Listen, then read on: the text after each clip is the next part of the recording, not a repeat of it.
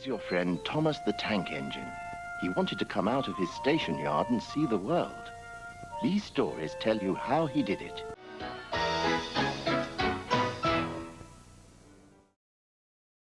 Hello everybody.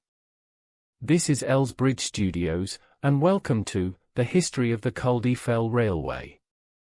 Sort of.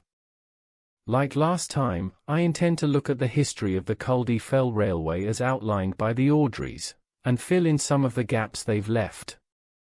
And as before, the edges have been color-coded to distinguish between different types of information.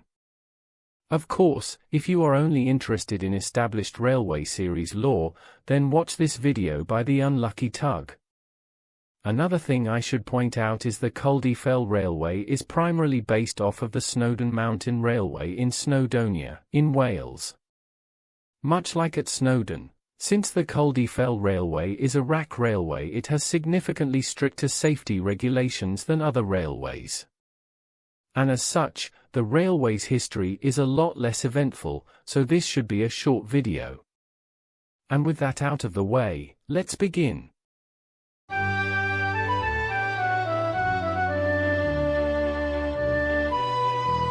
The Culdee-Fell Railway was initially proposed by the old Mid-Sodor Railway that ran from Allsborough to Peel-Godred.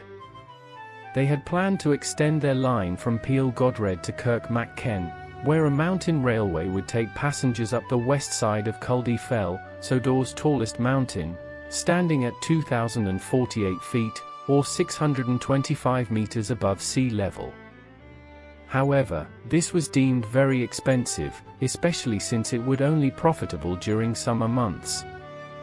On top of that, most of the land that was suitable for a mountain railway was owned by Lord Peter Boraine, who, whilst in favour of railways, didn't want one on his land.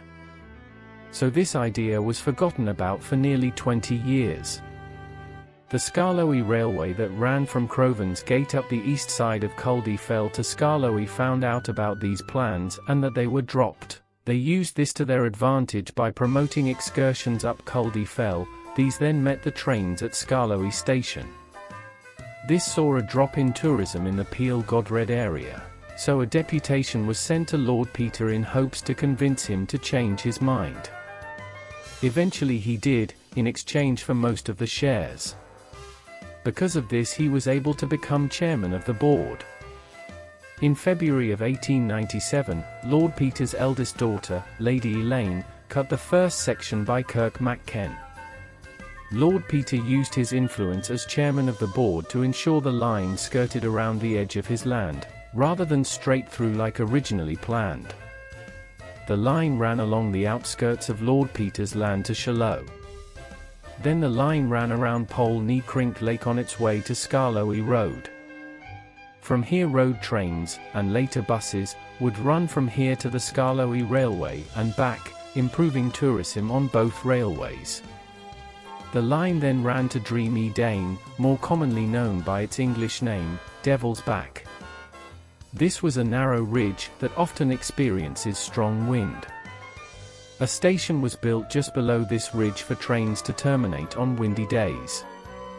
Beyond Devil's Back, the line would then climb up a steep 1-in-5 gradient for half a mile to the summit, where a combined cafe and gift shop called Summit Hotel was built. During construction the railway was put in contact with the Snowdon Mountain Railway in Snowdonia in Wales. They provided the Culdee-Fell Railway with construction advice and helped them acquire 5 rack railway engines from the Swiss Locomotive and Machine Works in Winterthur in Switzerland. They arrived shortly before the railway opened to passenger services in March of 1900. They were Godred, named after King Godred Mac Harold, one of Sodor's most famous kings. Ernest, Wilfred, Culdee-Fell, named after the railway and often shortened to Culdee. And Shane Duiny, named after Culdee-Fell's neighboring mountain. Things ran smoothly at first. But a month after the line opened, Godred derailed and tumbled down the mountain. He was found and taken to the shed the following day. The railway was closed until Easter Monday in 1901 whilst all of the railway's safety measures were thoroughly checked. The railway couldn't afford to repair Godred, so he was placed at the back of the shed to be repaired at a later date. However, as time went on, Godred's parts were used to repair the other engines. By the time the railway had acquired some money, there was hardly anything left of Godred. The other engines worked without incident for the next 61 years. The line was open from Easter to Christmas. The rest of the year had few tourists, so the line was closed so workmen could perform any necessary track maintenance.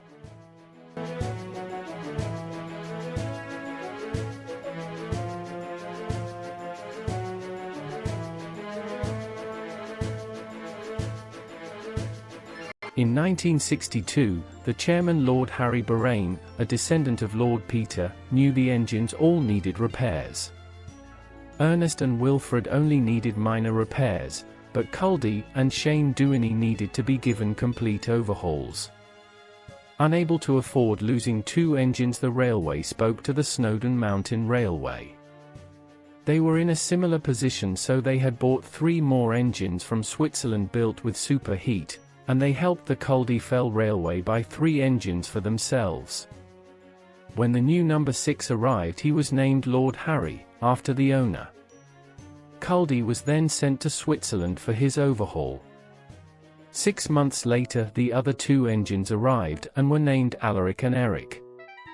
Culdee returned in 1963, and Shane Duiny was sent away for his overhaul.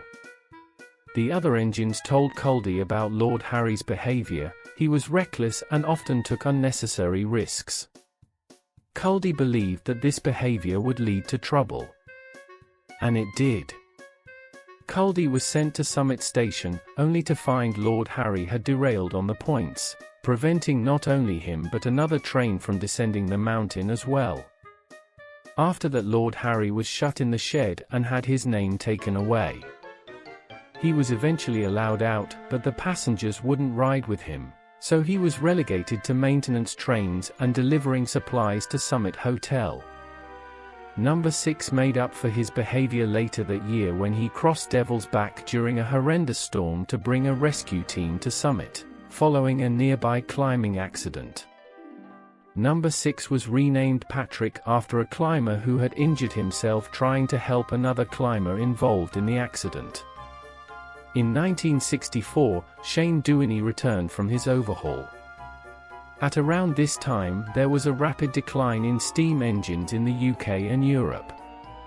Naturally, the works at Crovan's Gate decided to make sure that they could handle any engine repair, including overhauls, for engines on the North Western Railway. Lord Harry reached out to the North Western Railway, and soon a deal was struck, ensuring that the Crovan's Gate works had facilities suitable to repair and overhaul the engines from the Culdee-Fell Railway. In 1987, Ernest and Wilfred needed overhauls, leaving the railway with an engine shortage. They contacted the Snowdon Mountain Railway, who suggested getting diesel engine like the 2 they had bought from the Hunslet Engine Company in Leeds the previous year. The Culdee-Fell Railway placed an order for a diesel engine, and Niles, nicknamed the Mouse, was delivered later that year. Niles would take the first train of the day to give engine crews longer to get the steam engines ready. Niles would also act as a spare engine. And that brings us to the present day.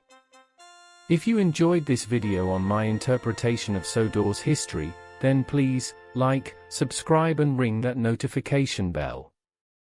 I'll see you again soon.